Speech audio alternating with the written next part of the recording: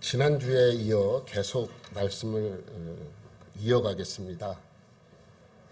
지난주에 말씀드렸듯이 예수님이 사람의 아들로 인간의 모습으로 오셨지만 천사보다 더 위대한 존재임을 여러분에게 알려드리고 있습니다. 오늘 이 말씀은 상당히 중요합니다. 또 우리가 읽은 이 말씀 5절부터 18절까지의 말씀이 상당히 중요합니다. 왜냐하면 성경의 많은 부분은 예수님이 성육신 하심을 우리에게 알려주고 있어요. 하나님이 인간의 몸을 입고 이 땅에 오신 것을 설명하고 있습니다. 많은 부분에서. 그런데 왜 인간의 모습으로 오셨냐라는 그 내용은 오늘 히브리서밖에 나오지 않아요. 오늘 읽은 이 구절에 의해서 하나님께서 왜 성육신 하셨냐라는 그 이유를 6가지로 설명하고 있습니다. 6가지 보면 이렇게 돼 있죠. 쭉 나옵니다. 여러분, 이 지난주에 우리가 했던 것을 잠깐 우리가 복습하면, 여러분 그 9절 말씀 보면 이런 것이 있죠. 오직 우리가 천사들보다 번시 동안 못하게 하심을 입은 자 곧 죽음의 고난 받으심으로 말미암아 영광과 존귀로 관을 쓰신 예수를 보니. 그러니까 우리가 어떠한 예수를 보는 거예요? 육신을 입고 온 예수를 보니.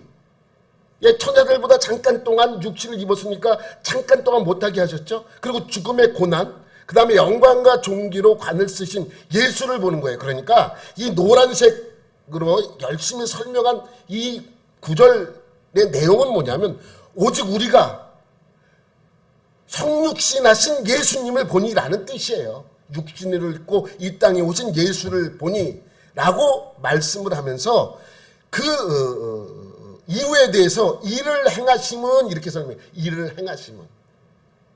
인간의 모습으로 온 이유는 무엇인가? 그래서 여기부터 6가지를 쭉 설명하는 거예요. 첫 번째가 뭐라고요? 죽음을 맛보려고. 넘기면 있습니다. 죽음을 맛보려고. 죽음을 맛보려고 이 땅에 오신 거예요. 오직 우리가 인간의 모습으로 오신 예수를 보니, 예수님이 이렇게 인간의 모습으로 오신 이유는 인간의 모습으로 오셔서 죽음을 맛보려 하심이라 라는 말씀이죠. 그러니 이 내용은 상당히 중요합니다. 이것이 첫 번째 이유예요. 첫 번째 이유가 뭐라고요? 죽음을 맛보려고, 죽음을 경험하기 위하여, 죽기 위해 오신 거예요. 죽기 위해 육신을 입은 거예요.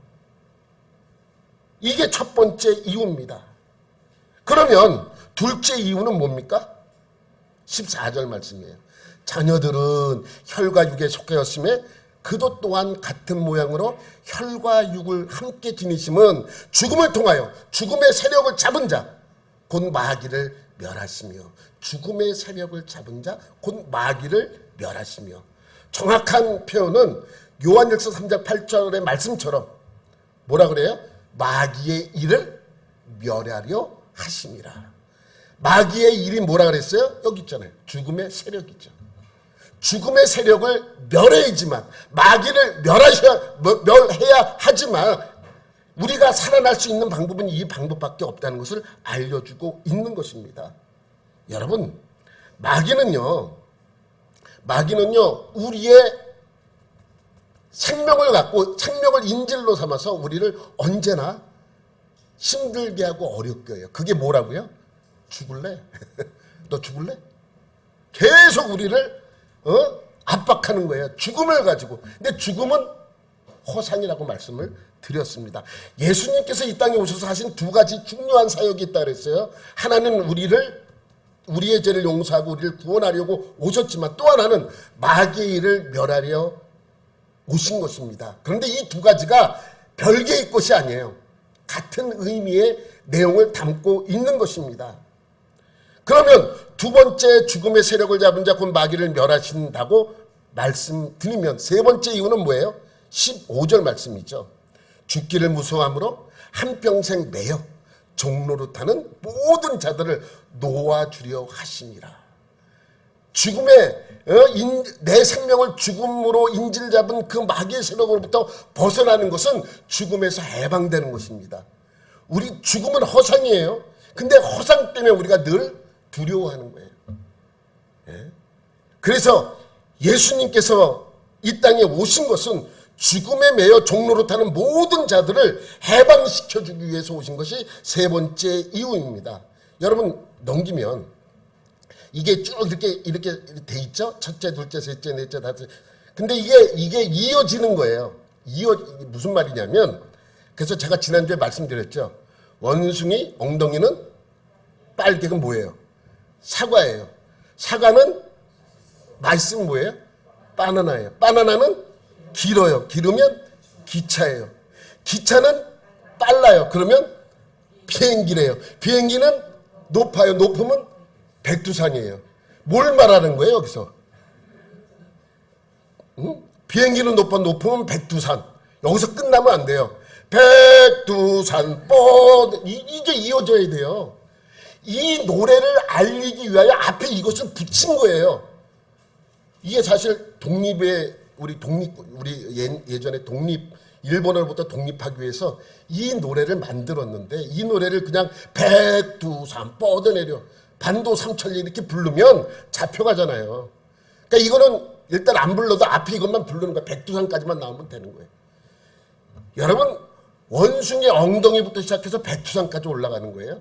근데 여기서 말을 하려는 것이 무엇이냐? 오늘 이 말씀도 마찬가지예요. 이어지는 거예요. 예수님이 왜 육신을 입었습니까? 죽으려고. 왜 죽습니까? 마귀를 멸하려고. 마귀의 권세를 멸하려고. 왜 마귀의 권세를 멸해야 합니까? 우리를 죽음에서 해방하기 위해서. 왜 우리를 죽음에서 해방시키려고 합니까? 아브라함 자손을 붙잡아 주려고. 왜 아브라함 자손을 붙잡아 주려고 합니까? 대제사장되어 우리의 모든 백성들의 죄를 속량하시려고. 왜 우리의 죄를 속량하십니까? 우리를 도우시려고. 뭘 말하려고 하는 거예요? 여섯 번째, 우리를 도와주시려고 하는 거예요. 우리를 살아나게 하기 위해서, 우리에게 생명을 주시기 위하여, 우리를 붙잡아 주시기 위하여 이 말씀을 지금 하고 있는 거예요. 왜 예수님이, 하나님이신 예수님이 왜 육신을 입고 이 땅에 오셨는가? 이 말씀을 하고 있는 것입니다. 여러분, 그래서 마귀는 언제나 뭘 갖고 우리를 협박합니까? 죽음을 갖고 협박을 해요. 너 죽을래? 계속 그거예요. 나 죽으면 어떡하지? 어디 아프다 그러면 암이 하니까. 암은 죽으니까. 그러니까 두려움을, 자꾸만 두려움을 넣어주는 것이죠. 여러분, 죽음보다 더 무서운 게 두려움 아니에요. 두려움. 예전에 고문할 때 이런 고문을 했대요. 눈을 가리고 여기 이제 이렇게 상처를 내듯이 아프게 한대요. 그리고 밑에 물방울을 옆에서 떨어뜨리는데 또 계속 떨어뜨리는데, 그럼 내 피가 떨어지는 줄 알고 그 사람이 죽어버린대. 두려움 때문에. 이 두려움이 우리를 어렵게 하고 힘들게 합니다. 근데 예수님이 오신 것은 뭐라고요? 그 두려움을 없애기 위하여 우리를 그 죽음에서 해방시키는 거예요. 그러니까 마귀의 일은 멸해야지만 우리는 그 죽음에서 해방될 수 있습니다. 그럼 왜 죽음이라는 것이 두렵고 무섭습니까? 끝난다고 생각하기 때문에 그래요. 근데 죽음이 무엇이라고 제가 지난주에 말씀드렸어요? 허상이라고 말씀드렸어요. 죽음에는 실체가 없어요. 여러분, 제가 지난주에 말씀드렸듯이 물리학에서 차가움은 없어요. 이 차가움을 정하는 건 뭐예요? 열이에요. 열이 많으면 뜨거운 것이고 열이 빼앗기면 차가워지는 거예요. 그래서 이 차가움을 결정하는 것은 어디에 있어요? 열에 있는 거예요. 그래서 열이 중요해요. 차가움은 없어요. 똑같다 그랬어요. 어두움의 정의는 무엇입니까? 빛의 부재예요. 빛이 없어요. 빛이 없으면 어두워지는 거예요. 어두움은 그래서 실체가 없어요. 이 어두움을 정하는 건 뭐에 있어요? 빛에 있는 거예요. 그러니까 빛이 어두움을 만들어내는 거예요. 빛이 사라지면 어두워지고 빛이 생기면 어두움이 사라지는 거예요. 그래서 빛이 어두움을 몰아낼 수 있지만 어두움은 절대로 빛을 몰아낼 수 없습니다. 빛이 이 어두운 세상에 비추니 이 세상에서 어두움은 물러나기 시작합니다. 그러니까 어두움은 뭐예요? 속이는 거예요. 야, 어두워. 어두움은 끝나는 거야. 어두움은 안 보여. 계속해서 우리를 속이죠. 근데 사실 어둠은 실체가 없기 때문에 어둠은 속이는 것입니다. 그래서 어두움은 절대로 빛을 이길 수 없습니다. 똑같아요. 죽음을 정의해 보세요. 죽음은 무엇입니까? 생명의 부재예요. 생명이 없으면 죽는 거예요. 죽음에는 그래서 실체가 없어요. 죽음은 실체가 없습니다. 이것이 성경에서 말하는 죽음의 정의예요. 사람들이 실체도 없는 죽음을 무서워합니다. 여러분 죽을까봐 무섭죠? 죽다 살아났네. 맨날 모든 것을 죽음에 비유하는 거예요. 어려운 일을 만나면 죽음에 비유하는 거예요. 왜? 죽음이 가장 두려운 존재이기 때문에 그래요. 근데 죽음은 뭐가 없어요? 실체가 없어요. 예? 여러분, 죽으면 죽으면 끝나거나 사라져야 돼요. 그죠? 죽음이 있다면. 우리가 죽음을 두려워하는 것은 죽음이 생명을 삼킨다고 생각하기 때문이에요. 죽음이 생명을 삼킨다고. 죽음이 생명을 이긴다고 생각하고 있기 때문에 죽음이 두려운 것이죠. 어둠이 빛을 삼킬 수 없듯이 죽음 또한 생명을 이길 수 없습니다. 왜냐하면 사망은 실체가 없기 때문이에요. 뭐만 실체합니까? 생명만 실체를 해요. 그래서 빛이 오면 어둠이 물러가듯이 생명이 오면 사망은 물러가게 되어 있어요. 그래서 생명이 사망을 삼키는 것입니다. 여러분, 제가 지난주에도 말씀드렸죠? 우리가 이 땅에서 마지막 숨을 휴 하고 내쉬고 눈을 감았다가 뜨는 순간 우리는 어디에 있다고요? 예수님 품에 있다고 말씀을 드렸습니다. 왜? 우리에게는 사망이 없기 때문이에요. 그러니까 누가 와서 질문을 해요. 우리 아내라고는 얘기 안 하겠습니다. 우리는 마지막 숨을 내쉬고 눈을 감았다가 뜨면 예수님 품인데 예수 믿지 않는 사람들은 눈을 감았다 뜨면 어디냐? 갑작스러운 질문을 하는 거예요. 그렇지만 저는 당황하지 않고 지옥이겠지라고 답했습니다. 그리고 간 다음에 내가 좀 생각을 해봤어요. 예수 믿지 않는 사람은 마지막 숨을 내쉬고 눈을 감았다가 뜨면 예수님 품인데 예수 믿지 않는 사람은 눈을 감았다가 뜨면 어딘 것 같습니까? 마귀의 품이겠죠. 그들은 마귀의 품이에요. 죽음은 끝인데? 끝이 아니에요. 죽음은 허상이기 때문에 죽는다는 표현을 잘 이해를 하셔야 하는 것이죠. 마귀의 품이라는 것은 지옥이죠. 그냥 그것이 사망이에요. 지옥은 왜 갑니까? 예수 믿지 않고 지옥 가는 인생을 그냥 죽었다고 표현하는 거예요. 그래서 예수 믿지 않고 지옥 가는 인생을 다 죽었다라는 표현을 쓰는 것이죠. 왜? 지옥에는 뭐가 없어요? 생명이 없는 거예요. 그러니까 영원한 죽음이에요. 영원한 죽음. 얼마나 고통스럽겠습니까? 왜? 죽음에는 실체가 없기 때문입니다. 마귀는 생명이 없죠. 그곳에는 생명이 없습니다. 여기까지가 지난주 내용이에요. 우리는 오늘 조금 더 깊이 들어갈 거예요. 지난주에도 어려웠는데 아니 안 어려워요. 하나도 안 어려워. 이미 알고 있는 여러분의 생각을 제가 어떻게 해주는 거예요? 정리해 주는 거예요. 지난주에도 사실 여러분 다 아는 내용인데 이게 동서남북으로 있던 것이 정리가 딱 됐잖아요. 오늘도 마찬가지예요. 정리해 주는 거예요. 저는 뭘 해준다고요? 여러분의 생각을 정리해 주는 거예요. 이미 다 알고 있어요. 여러분, 이 성경에서 제일 빠른 시간을 나타내는 표현이 무엇이 있습니까? 성경에서 시간을 나타낼 때 가장 빠른 표현 어떤 단어로 표현했습니까?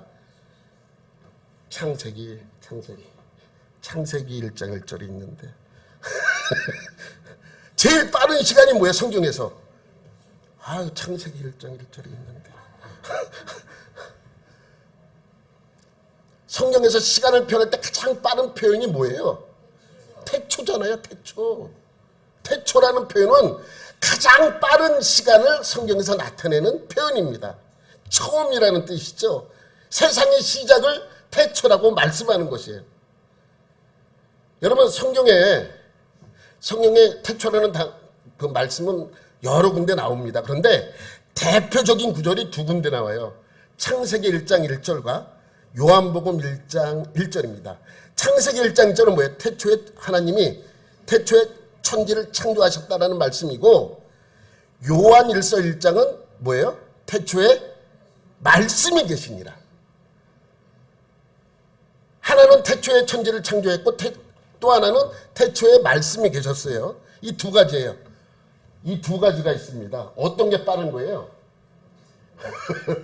둘 다 똑같은 태초인데 똑같은 거 아닌가 이렇게 생각할 수 있죠. 뭐가 빠른 거예요? 요한복음이 빨라요? 창세기 태초가 빨라요? 요한복음인 사람, 창세기인 사람. 여러분 이거 보세요. 여기 이제 창세기를 왜 기준으로 하냐? 성경에 처음 표현한 거예요. 창세기 1장 1절에 태초에 하나님이 천지를 창조하셨어요. 이 태초, 천지 창조한 태초와 요한복음 1장 1절에 태초에 말씀이 계시냐, 이 말씀이 태초 전에 있는 거예요? 태초하고 같은 시간이에요? 아니면 태초 후에 있는 것입니까? 어떤 때 요한복음 1장 1절의 태초가 빠릅니까? 창세기 1장 1절의 태초가 빠릅니까? 여러분 요한복음 1장 1절의 태초가 훨씬 빠릅니다. 이렇게 해요. 그래서 요한복음에 있는 태초는 천지 창조의 태초가 아니라 말씀이 있던 태초예요. 달라요. 그냥 빠른 게 아니라 훨씬 빨라요. 훨씬 빠릅니다. 그런데 여러분 생각해 보세요. 말씀은 창조물이 아니에요. 말씀은 뭐가 아니라고요? 창조물이 아니에요.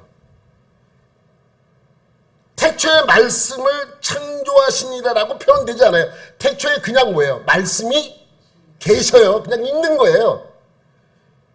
태초에 이미 말씀이 존재했다라는 표현이죠. 요한복음 1장 1절 한번 볼게요. 태초에 말씀이 계시니라. 말씀을 하셨다가 아니에요. 말씀을 하셨다 그러면 분명히 말씀이 하나님에 의해서 창조된 거예요. 그런데 여기서는 말씀이 그냥 있었어요. 그런데 이 말씀이 누구와 함께 있어요? 하나님과 함께 있어요. 예? 여러분 요 함께라는 단어에 우리는 좀 주의 깊게 봐야 됩니다. 함께라는 단어는 우리 말로 쓸 때는 함께지만 영어로는 with, 헬라어로는 프로스라고 합니다. 프로스. 우리나라는 이걸 좀 구분하기 힘들게 되어 있는데 헬라어에는 두 가지를 분명하게 정확하게 그 의미를 갖고 있는데 무슨 의미냐면 하나는 종속적인 상태이고 또 하나는 동등한 상태를 의미합니다. 여러분 이 물컵은 저와 함께 있어요. 이 물컵은 저에게 있어서 저에 의해서 종속되어 있는 거예요. 내가 필요로 하니까. 그죠? 종속되어 있는 거예요. 이것이 또 하나는 동등한 관계. 여러분 동등한 관계. 직장 동료하고 같이 있어. 동등한 관계입니까? 아니면은 종속되어 있는 관계입니까? 동등한 관계죠. 동료니까. 직장 상사랑 함께 있어. 그러면 내가 종속되어 있는 것입니까? 아니면 동등한 관계로 있는 것입니까? 종속되어 있죠. 내 직장 상사니까. 상사가 나에게 이거 해라 그러면 나는 해야 돼요. 그러니까 종속되어 있는 것이죠. 그러니까 그거를 여러분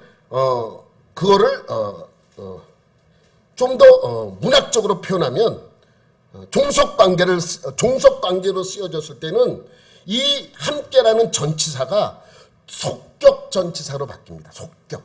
그런데 동등한 관계로 쓰여질 때는 대격 전치사라고 그래요. 대격. 속격과 대격.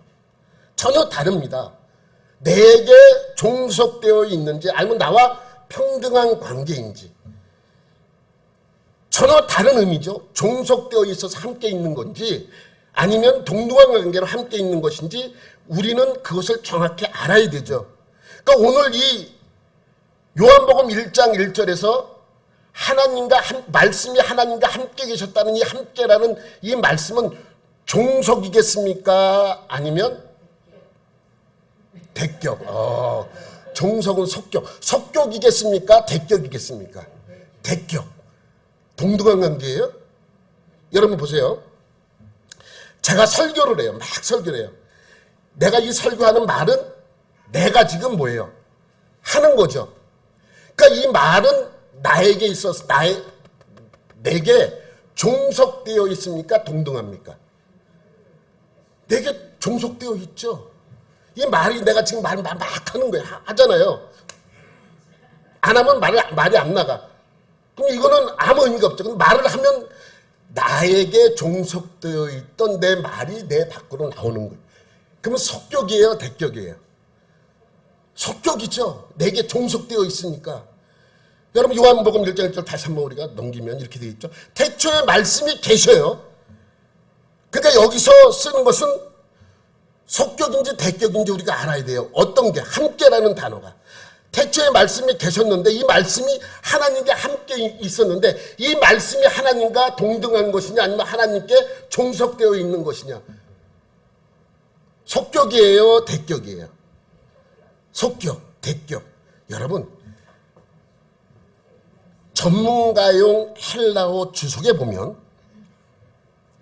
이 전치사를 프로스라고 쓰면서 페이스 투 페이스라고 표현을 해요. 페이스 투 페이스. 얼굴과 얼굴을 맞댄 함께 있는 동등한 관계예요. 이 동등한 관계라는 것은 뭐냐면 어떤 게 위고 아래가 없다는 거예요. 똑같다는 거예요. 우리가 좋아하는 평등하다는 거예요. 하나님에 의해서 선포된 말씀, 이 뜻은 뭐냐면 하나님에 의해서 선포된 말씀이 아니라는 거예요. 하나님이 존재할 때 이미 말씀은 뭐예요? 존재하고 있어요. 그러니 세상이 창조되기 훨씬 전부터 이 말씀이 존재했다는 거예요. 근데 하나님의 말씀이 동등한 관계로 하나님과 함께 얼굴과 얼굴을 맞대고 있는 거예요. 그래서 요한복음 1장에서 말씀은 하나님에 의해서 선포된 말씀이 아니에요. 하나님과 동등된 관계로 존재하는 말씀입니다. 그 말씀이 하나님과 어떻게 하고 있다고요? 함께 계셨대요. 근데 그 말씀이 곧 뭐예요? 다시 하나님이래요. 뭔지 하나도 모르겠네. 이게 무슨 뜻인가? 헷갈리죠? 여러분 여기는 우리는 잘 생각해야 됩니다. 그럼 하나님이 말씀, 이 말씀은 무엇이에요? 하나님인데, 근데 하나님의 그러면 우리가 믿는 하나님과 또 말씀인 하나님 이혼론이네? 유일신이 아니네? 예? 여러분, 여기서 말씀이신 하나님, 이 말씀은 곧 하나님이시니라 하는 이 말씀, 이 하나님은 무엇입니까? 14절 말씀, 14절. 시작. 말씀이 육신이 되어 우리 가운데 거하심에 우리가 그의 영광을 보니 하나님의 독생자의 영광이요 은혜와 진리가 충만하더라. 말씀이 뭐예요? 말씀이 뭐가 됐대요? 육신이 된 분, 성육신 하셨다는 것이죠. 육신이 된 그분이 누구예요? 예수님이잖아요. 그 말씀이 육신이 돼요. 그러니까 아까 태초에 말씀이 계셨는데 예수님, 우리가 알고 있는 예수님과 하나님이 얼굴과 얼굴을 맞대고 있다고 설명하는 거예요. 그런데 그 말씀이 곧 우리가 알고 있는 하나님이라고 선포하고 있는 것입니다. 그래서 1장 1절 다시 한번 보면 이런 말씀이 있죠. 태초에 말씀이 계시니라. 이 말씀이 하나님과 함께 계셨으니 얼굴과 얼굴을 맞대어 함께 있었으니 이 말씀도 곧 하나님이시다라고 설명하고 있는 것입니다. 태초의 말씀이 예수님입니다. 어떤 이단들은 예수님도 창조물이라고 얘기를 해요. 여러분, 예수님은 창조물이 아니에요. 피조물이 아니에요. 예수님은 누가 만든 분이 아니에요. 예수님은 이미 존재하고 계셨던 분입니다. 성경 어디에도 예수님이 피조물이라고 설명하고 있지 않습니다. 여러분, 우리가 삼위일체 하는데 우리의 삼위일체는 여기까지 설명이 되는 거예요. 여러분, 우리는 그렇다고 하나님이라는 신과 예수라는 신을 따로 믿는 게 아니에요. 다른 분인 것 같지만 이 둘은 다시 하나라는 거예요. 한 분의 하나님이라고 성경은 계속 설명하고 있는 것이죠. 삼위일체를 이해시키겠다고 자꾸 설명하다 보면 양태론에 빠지기가 쉬워요. 양태론. 옛날에는 전부 삼위일체 설명할 때 양태론으로 설명을 했습니다. 여러분, 저는 집에 가면 우리 아내의 남편이고 우리 아이의 아빠예요. 교회에 오면 목사예요. 친구 만나면 친구예요. 가는 자리마다 내가 바뀌어요. 삼위일체 이렇게 배우신 분 있죠? 그게 양태론이에요. 그게. 그래서 뭐로 많이 설명하냐면 물과 얼음과 수증기로 설명을 많이 해요. 여러분, 그것도 양태론이에요. 양태론은 이런 것입니다. 삼위일체 하나님의 본질은 그대로 있지만 겉으로 드러나는 형태만 바뀌는 거예요. 나는 안 바뀌잖아요. 내가 여기 있어도 집에 있어도 친구 만나도 나는 나예요. 그런데 상대방에 의해서 바뀌는 것을 양태론이라고 이야기를 하는 것입니다. 그러면 여러분, 하나님이 육신을 입고 이 땅에 오셨다. 그 하나님, 우리가 알고 있는 그 하나님. 그럼 뭐가 문제가 되냐면 성부 순환설에 빠져버려요. 근데 복잡한 게 있어요. 그 양태론이라 그러는데 절대로 그렇게 알고 있으면 안 됩니다. 그래서 유명한 목사님이 아주 간단하게 설명을 했어요. 똑같은 세 분, 생각도 똑같이 하고 모양도 똑같고 모든 것을 같이 하는 똑같은 세 분이 있는 거래요. 그게 삼위일체 설명하는. 저도 그 설명이 처음에 들을 때는 너무 이상하네. 그렇지만 생각을 해보면 그 설명이 가장 맞는 설명이기도 합니다. 여러분, 성부 하나님은 예수님이 될 수 없어요. 예수님이 성령님이 될 수 없습니다. 성령님도 또한 예수님이 될 수 없습니다. 그렇지만 이 세 분은 한 분이에요. 삼위일체는 거기까지만 알면 돼요. 더 알면 다칩니다. 잘못되는 경우. 삼위일체 자꾸만 설명하다 보면 나중에 문제가 생겨버려요. 여러분, 이 삼위일체를 제대로 100% 이해하게 설명할 수 있는 사람 나와보라. 아무도 없습니다. 나는 이해하지만 설명이 안 되는 것들이 많이 있습니다. 여러분, 말씀이 육신이 된 그 하나님 안에, 예수님 안에 무엇이 있습니까? 그 생명이 있는 거예요. 요한복음 1장 4절에 그렇게 말씀하죠. 그 안에 생명이 있었으니 이 생명은 사람들의 빛이라.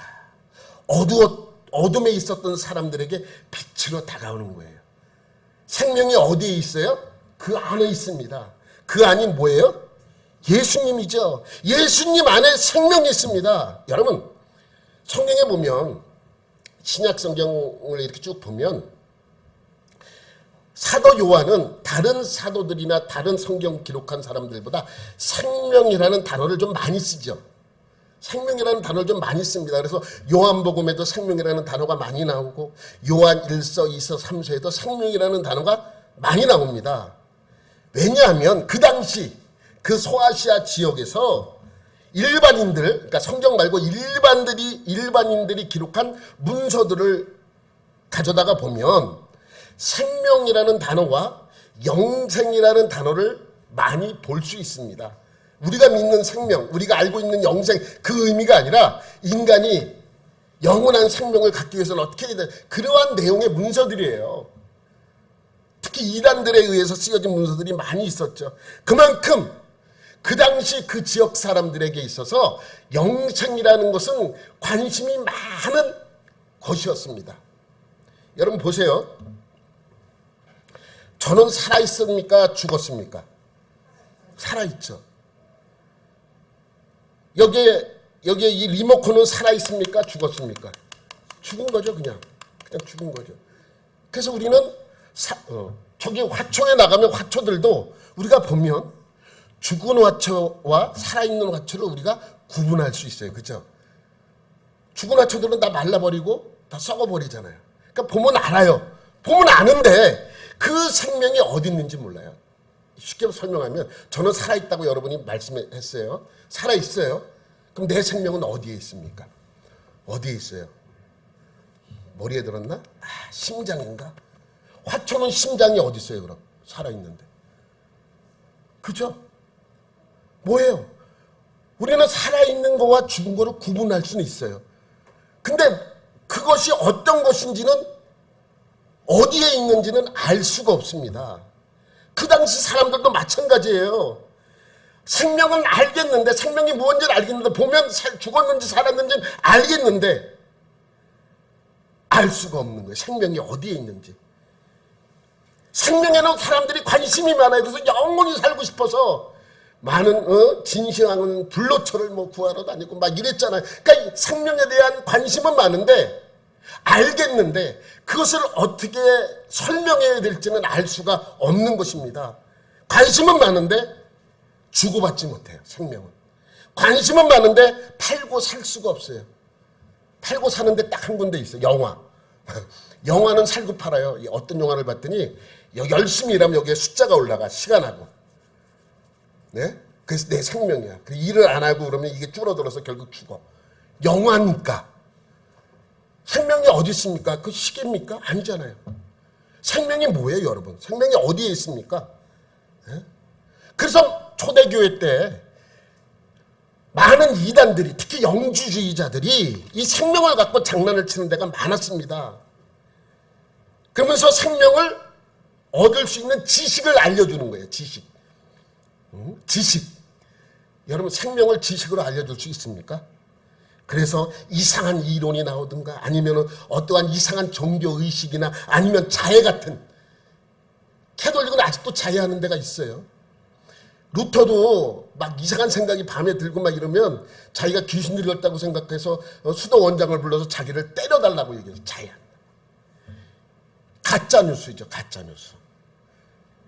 사람들이 생명을 이렇게 하면 생명을 얻을 수 있어 그러니까 확 몰려들어요. 한 가지 예로 드릴까요? 구충제 먹으면 폐암이 났는데 돈을 주고도 못 사. 한때. 근데 그 먹은 사람이 죽었어. 여러분 뭐냐면 폐암은 구충제 먹으면 폐암이 난다는 건 보편성이 없어요. 저 사람이 먹고 나면 나도 먹으면 나야 돼요. 물론 그 사람이 처음 그 사람이 그것을 이야기했을 때 그 사람이 그것을 먹고 나은 것일 수도 있어요. 근데 그 사람에게만 해당되는 거야. 그것이 보편성이 없는 거예요. 그러면 그 사람이 먹고 나면 다른 사람도 먹으면 나야죠. 난 줄 알고 막 그냥 인터넷에 막 올라오고 괜찮아지고 더 힘이 좋아지고 근데 죽어버려. 아무 의미가 없죠. 그런 가짜 뉴스들이 이 예수님 초대교회 당시에도 많이 있었습니다. 그러니까 이런 것들이 많이 나왔다는 것은 사람들이 그것에 관심이 많다는 것이죠. 그런데 생명은 만지고 싶다고 만질 수도 없고 갖고 싶다고 가질 수도 있는 것이 아닙니다. 그러니까 생명은 무엇인지는 알겠는데 만질 수도 가질 수도 있는 것이 아니라는 것을 알 수 있는 것이에요. 그러니까 온갖 이단들이 나타나서 여러 가지 이상한 논리로 생명이 여기 있다 저기 있다 계속해서 이야기를 하는 것이죠. 그런데 생명이 어디에 있다고요? 그 안에. 무슨 말씀? 그 안에 생명이 있었으니 생명은 어디에 있다고요? 그 안에 있는 거예요. 그 안에. 여러분 생명 가질 수 있어요? 생명을 갖고 싶다고 가질 수 있는 거예요? 생명이 여기 있습니까? 여기 있습니까? 엉덩이에 있어요? 머리에 있습니까? 생명이 어디에 있습니까? 갖고 싶다고 가질 수 있는 것이에요? 보고 싶다고 생명을 볼 수 있습니까? 근데 생명이 어디 있다고 요한복음 설명해요? 그 안에. 그 안에 누구예요? 예수님 안에 있대요. 여러분 이 컵 안에는 물이 있어요. 물이 있는데 물은 맛있죠. 물이 있는데 이 물을 내가 물만 가질 수는 없어요. 다 흘러요. 물만. 그러면 이 물을 가지려면 어떻게 해야 됩니까? 그렇죠. 여러분 훌륭합니다. 이 물을 가지려면 컵을 가지면 돼요. 생명은 만들 수도 없어요. 갖고 싶다 가질 수가 없어요. 근데 생명이 어디에 있다고요? 그 안에 있어요. 그러면 우리가 생명을 가지려면 뭘 가지면 돼요? 글을 가지면 되는 거예요. 글을. 그거를 요한이 설명하는데 여러 말씀으로 설명하고 있는 것입니다. 그래서 요한일서 5장 12절에 이렇게 설명하고 있어요. 시작. 아들이 있는 자에게는 생명이 있고 아들이 없는 자에게는 생명이 없느니라. 간단한 거예요. 생명 갖고 싶어요? 그럼 어떻게 하면 되는 거예요? 예수님을 가지면 되는 거예요. 어? 하나님의 아들이 있는 자에게는 생명이 있고 아들이 없는 자에게는 생명이 없습니다. 여러분, 생명의 영원성은 생명 자체가 결정하는 것이 아닙니다. 예수님이 결정하는 거예요. 다시, 생명의 영원성, 내가 갖고 있다 생명이 내 생명이 끊어질 수 있잖아요. 생명의 영원성은 생명 자체가 결정하는 것이 아니라 뭐가 결정한다고요? 예수님이 결정하는 거예요. 예수님을 가지면 다 가질 수 있습니다. 그러면 예수님을 가지려면 어떻게 해야 되는 거예요? 예수님을 어떻게 살기 위해 어떻게 했습니까? 예수를 버리고 다시 유대교로 돌아가는 거예요. 유대교로 돌아. 왜 유대교로 돌아간다고요? 내가 살기 위해서. 근데 살기 위해서 예수를 버렸는데 예수를 버린 사람들은 어떻게 되는 거예요? 다 죽고. 죽기를 각오하고 예수를 붙잡았던 사람들은 영원히 사는 거예요. 이 아이러니한 거 아니에요? 내가 살기 위해서 예수를 버렸는데 예수를 버린 사람들은 다 죽는 거예요. 그래서 히브리서 2장 15절에 이렇게 설명하는 것입니다. 뭐라고 설명해요? 죽기를 무서워함으로 한평생 매여 종 노릇하는 모든 자들을 놓아두려 하심이라. 우리 이 말씀을 잘 기억해야 합니다. 여러분, 죽음을 두려워하지 마십시오. 죽음은 실체가 없습니다. 생명이 죽음을 결정합니다. 그래서 예수를 영접한 자에게는 생명이 있는 것이고 죽음의 두려움을 생명을 가진 자는 죽음을 두려워할 필요가 없는 것이죠. 이것이 예수님이 육체를 입고 오신 세 번째 이유이기도 합니다. 넷째 이유는 뭐예요? 넷째 이유는 넘기면 이거예요. 아브라함 자손을 붙들어 주려 하심이라. 그럼 아브라함 자손을 위해서만 왔느냐, 오셨느냐 라고 물으면 그게 아니죠. 아브라함은 믿음의 조상이죠. 그런데 여러분, 지금 이 아브라함의 자손을 붙들어 주려 하심이라, 이 아브라함을 설명하는 이유는 큰 중요한 이유가 여기에 있습니다. 여러분, 아브라함은 히브리서를 쓸 당시 이때 죽어 있습니까? 살아 있습니까? 죽어 있죠. 그런데 이상한 말씀을 하세요. 마태복음 22장 32절에 보니까 이러한 말씀이 있어요. 나는 아브라함의 하나님, 이삭의 하나님, 야곱의 하나님이로라 하신 것을 읽어보지 못한. 우리 하나님은 누구의 하나님이라고요? 아브라함과 이삭과 야곱의 하나님이라고 설명을 합니다. 그죠? 그런데 그 하나님은 죽은 자의 하나님이 아니라 살아있는 자의 하나님이라고 다음 넘기면 설명하고 있습니다. 하나님은 죽은 자의 하나님이 아니요 살아있는 자의 하나님이시니라 하시니. 아브라함이 죽어 있습니까? 살아 있습니까? 아니, 하나님이 살아있는 자의 하나님이신데 아브라함이 죽었으면 하나님은 아브라함의 하나님이 아니죠. 죽었는데? 왜 죽었죠? 근데 죽은 자의 하나님이 아니시래요. 이게 무슨 말입니까? 네? 여러분, 우리는 이것을 잘 이해를 해야 됩니다. 여러분 보세요. 나는 아브라함과 이삭과 야곱의 하나님이다. 그러면서 하나님은 죽은 자의 하나님이 아니요 살아있는 자의 하나님이시니라. 그러면 아브라함과 이삭과 야곱이 죽어 있다는 거예요? 살아있다는 거예요? 살아있다는 것이죠. 어떻게 아브라함과 이삭과 야곱이 살아있습니까? 믿음으로. 그래서 아브라함을 강조하는 거예요. 아브라함을 소급해서 그를 설명하고 있는 것입니다. 여러분, 아브라함과 같은 믿음으로 하나님이 개인에게 처음 약속한 것은 아브라함이에요. 그래서 아브라함은 히브리서 11장에 보면 믿음의 조상으로 서 있습니다. 믿음의 조상이에요. 처음 믿음으로 하나님과 약속해서 그 약속이 이루어진 사람이 아브라함이에요. 그 다음에 이삭이에요. 그 다음에 야곱이에요. 그 다음에 누구예요? 이스라엘 자손들입니다.